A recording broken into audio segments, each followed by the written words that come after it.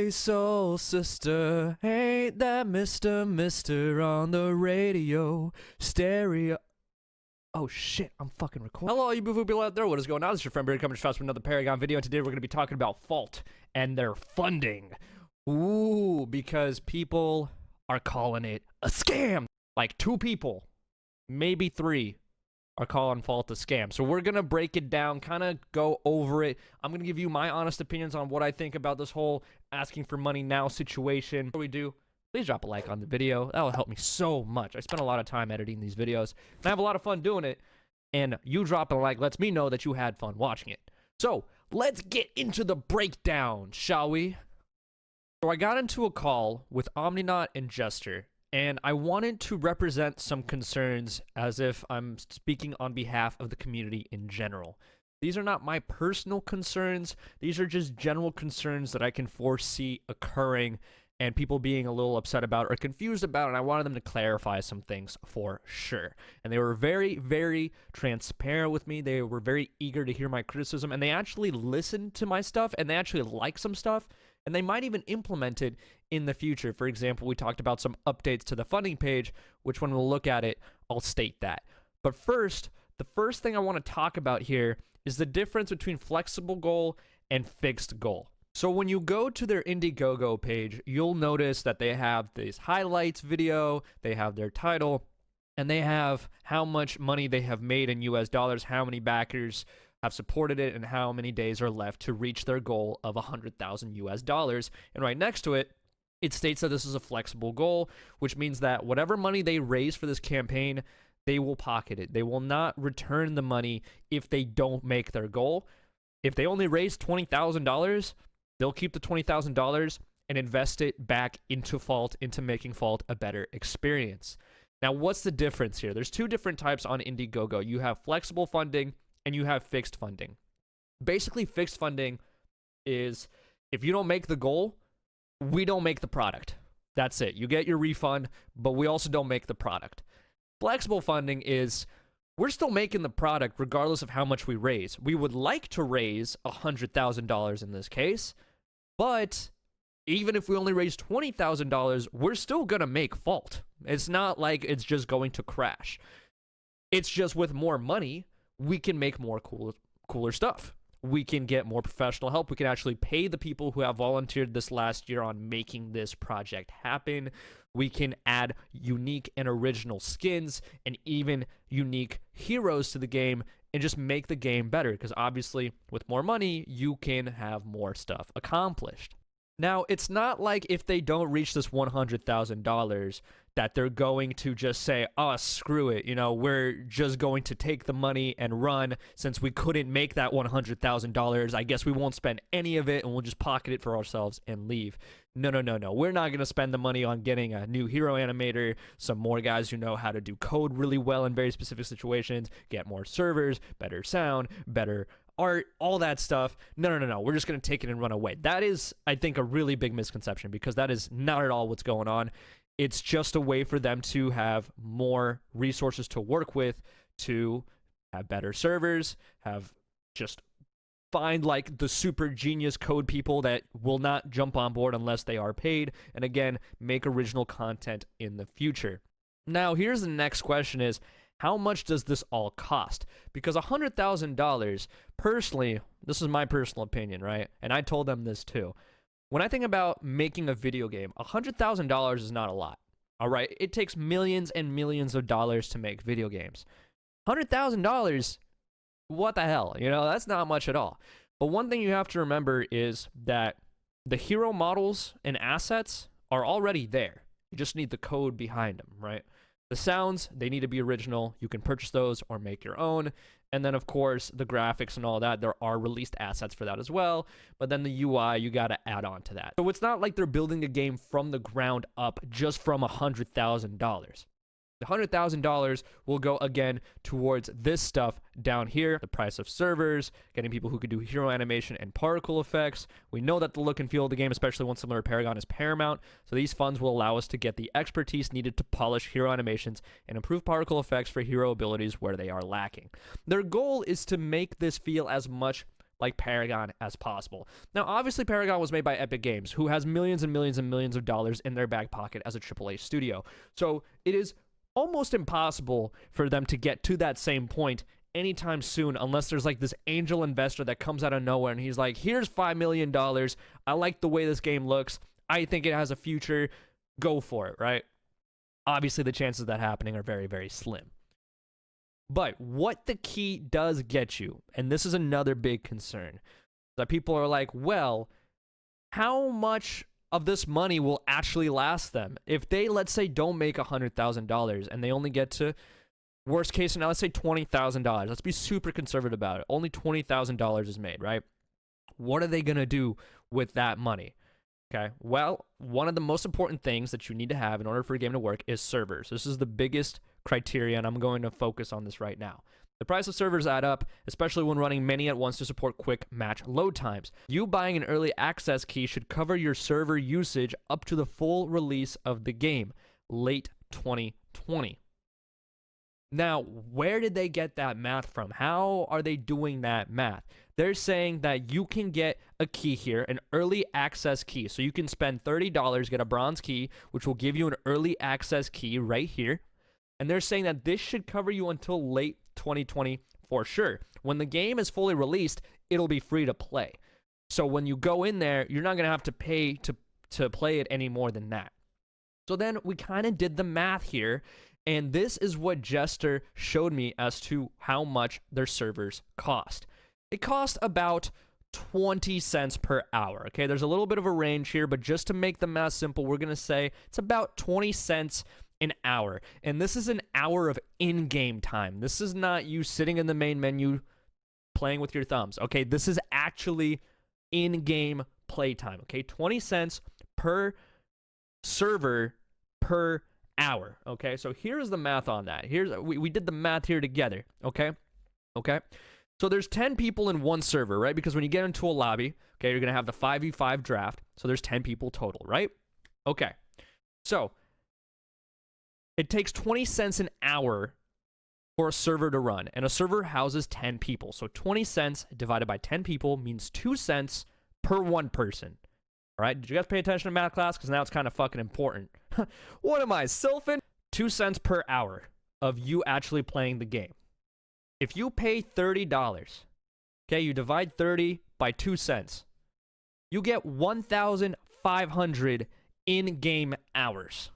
Okay, so if every match you play lasts 1 hour, that's 1,500 games. Okay, 1,500 games. That's kind of more than most people who have played Paragon throughout the entire lifespan of it, right? I mean, yeah, we have those hardcore players who have over 2,000 games, but you think about it, that's a long goddamn time. And we're only talking about from, like, let's say February to the end of the year, right? We're not talking about the 2 years that Paragon was around. We're talking about less than 1 year, okay? And that's about 2,272 games if they last 40 minutes or so. Now, we speculated. These are all hypothetical numbers right here, okay? These are all hypothetical numbers right here. So, let's say, right, they're not going to use all $30 from your key just to fund servers, because like they said, they need to use that money to fund other things like art and sound design, right? So let's say they only chose to allocate 5% of those funds to actually running the servers.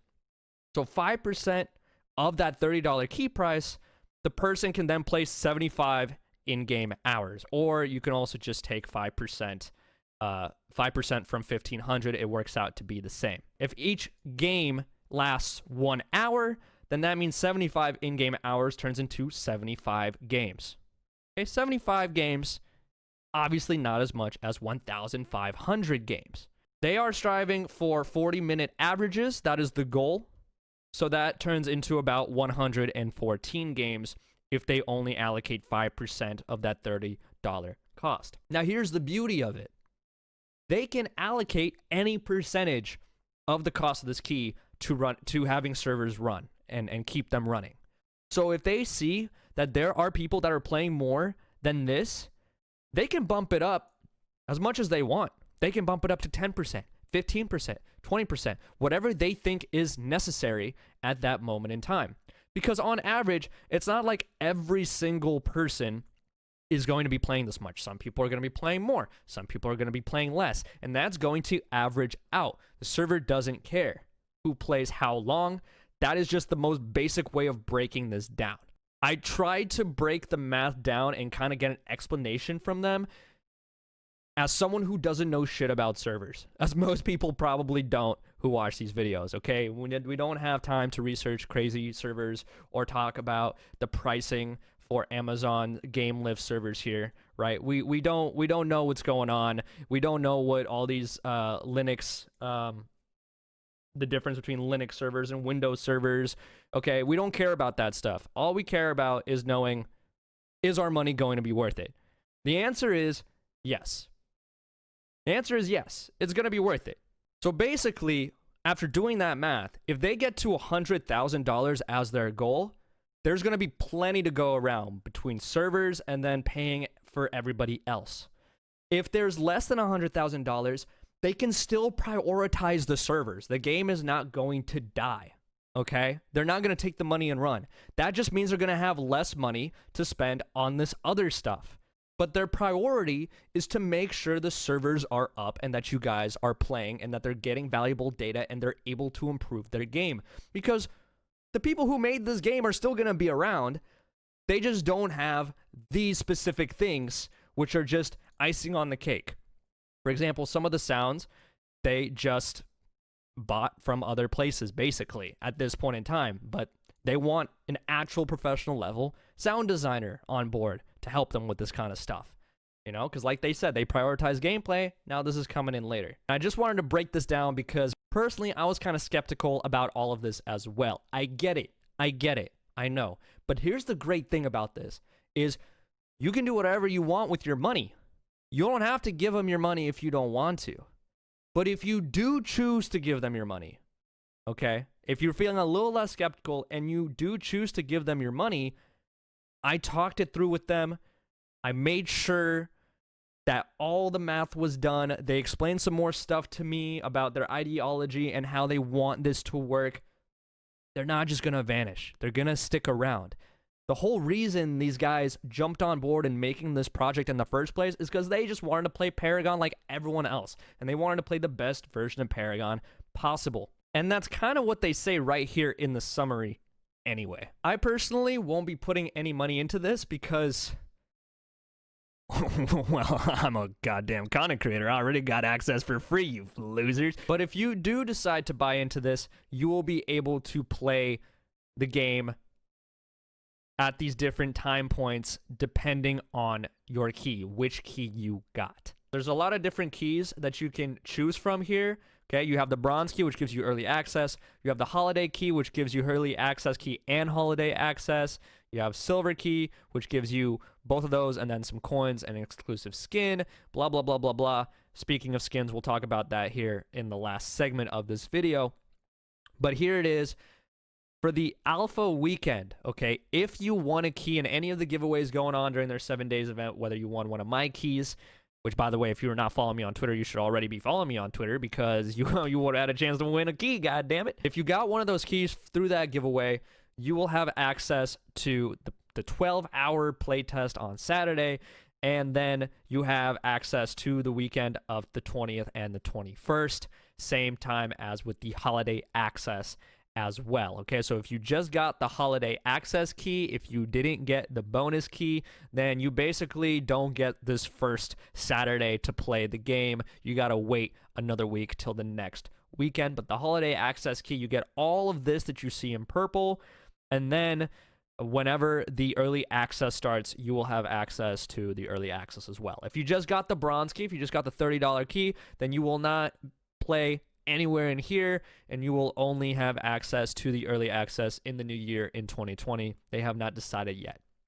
Now, when it comes to this time period in between when the holiday access ends and the early access begins, they have not confirmed with me what they decide to do with that.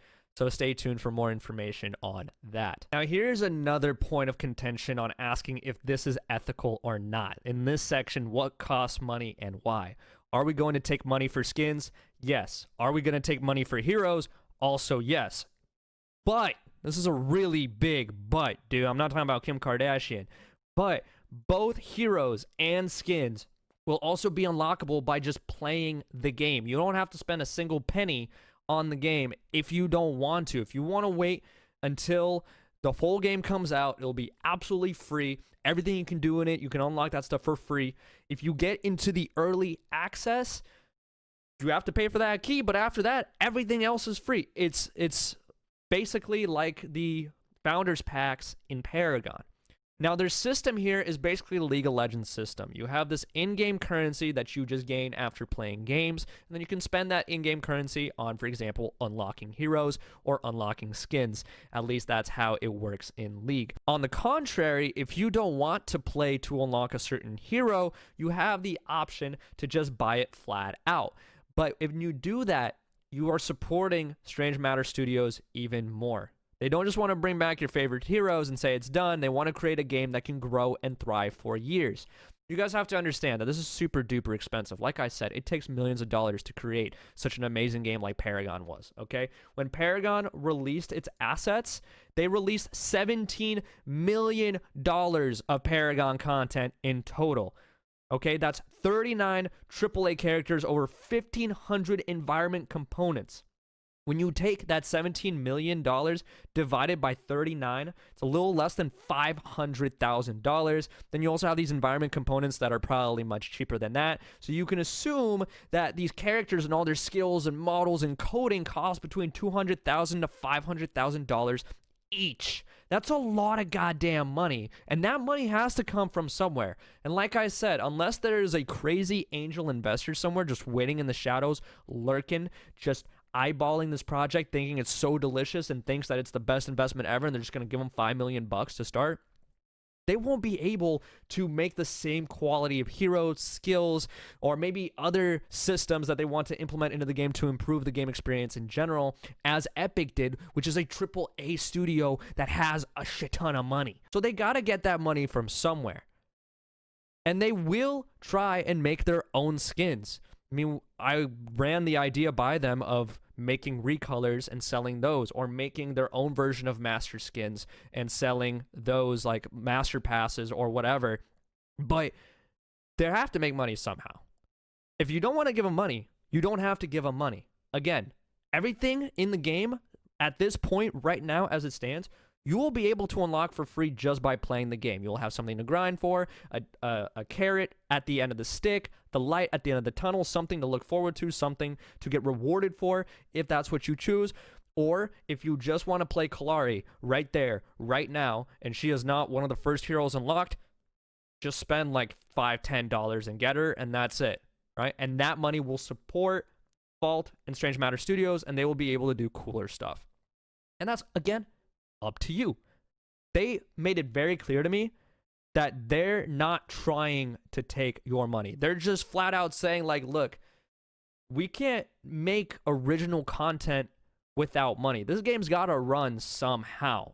And I feel like anyone with 3 brain cells or more can understand that logic, because that's kind of how video games work. Sorry, Flux. The 2 brain cell club is over there. Yo, if somebody subs right now, I'll do cocaine on stream. Nothing is pay to win. Selling skins like this does not impede on any legal issues. They have confirmed it with Epic themselves. They have contacts over at Epic Games that they consult and make sure that everything is crystal clear before proceeding, so there are no issues in the future. They're not doing this blind. At the end of the day, they're not trying to hide anything. Okay, the first thing that I pointed out about this was the flexible goal. I told them and I recommended that they update their page, that they update this Indiegogo page and be more transparent with the community and say exactly what a flexible goal is and exactly what they're going to do with that money, even if they don't make it to their goal. And they said, yeah, that's a great idea. My conclusion is, these guys are not scammers. Come on, what the fuck? These guys are definitely thinking about the long term. And they're not the only ones who are thinking about the long term. And these different studios, as we will see, as the future will tell us, will probably have different methods of going about things. And there's no one right way to do it. So, at the end of the day, if you like what you see, and you have the extra money, feel free to support them. And if you don't have the extra money, then don't spend a goddamn dime. But the point being here, the reason I wanted to make this video specifically is to tell you guys what I think, which I think this is fine. I don't care, because they're not forcing anyone's hand. They're still going to keep going no matter what. And it's not like they're holding the game hostage. It's not like, give us $100,000 or we will not release. They're not doing that. So I don't see what the problem is. I don't see what the big deal is. If you want to give them money, give them money. If you don't. Fantastic. Regardless, they're here to stay. And that's my 2 cents on it. They also told me that they're going to have more developer streams where they actually talk about this specific issue, about this funding page in detail, where the chat will be able to ask any and all questions. So be on the lookout for that in their Discord. I will link their Discord in the description. I'll also link all the links that I used in making this video so you guys can just peruse the information yourself and come to the conclusion yourself, because at the end of the day, I just want to play Paragon again, man. I don't really care about whether you spend money now or spend later or any of that. It'd be awesome. It'd be amazing. It'd be a perfect world if any one of these studios had the AAA capacity that Epic Games had. But the reality is they don't. And so it's up to us to support them in any way possible that we can. But at the same time, don't break the bank over it. Obviously, like, you know, don't go into your emergency fund for this. It's just, people are excited. People are really excited. People are going off their emotions, and they see the first thing and they're like, oh my god, this is amazing. Yes, take my money. But I wanted to kind of slow down and kind of crunch some numbers and show some facts, show some public information, and kind of just talk about it a little bit in case you do something stupid with your money that you probably shouldn't do. It's an investment. There's a risk that you might not get what you invested in for, but you'll still get something out of it regardless. Because I doubt that these guys are going to go away anytime soon. I've worked with them for quite a bit of time now. I've listened to a lot of their discussions. We've had many talks. They're not just talking with me, talking with other community members as well.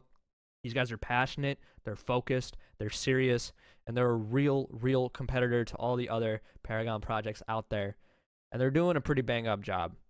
And I'm excited to see where this goes. So I hope you guys enjoyed this video. I know it was kind of long, but I just wanted to make it as thorough as possible and kind of just break everything down, just have this one consolidated video for everything referring to this funding page and kind of going over all the main talking points there, points of contention, points of disagreement. If you guys have any other questions or anything else that you wanted to bring up that maybe I didn't bring up during my conversation with Omninaut and Jester, feel free to do so in their Discord channel. I mean, there's people in there all the time. Also, again, check out their dev streams and maybe even leave a comment here. I might take a look at it. If I know the answer to it, then I will let you know. Follow me on Twitter because that's the easiest way for me to interact with you guys. If you tweet at me, I will most likely respond as of right now. Not too many followers on Twitter right now for me, so that's probably the best way to contact me. Don't DM me though. Tweet me. I'll probably ignore DMs, but definitely tweet me. Anyway, guys, hopefully you enjoyed. If you did, drop a like, comment, subscribe, hit the notification bell if you have not already, and as always, make sure you have a wonderful day. Peace.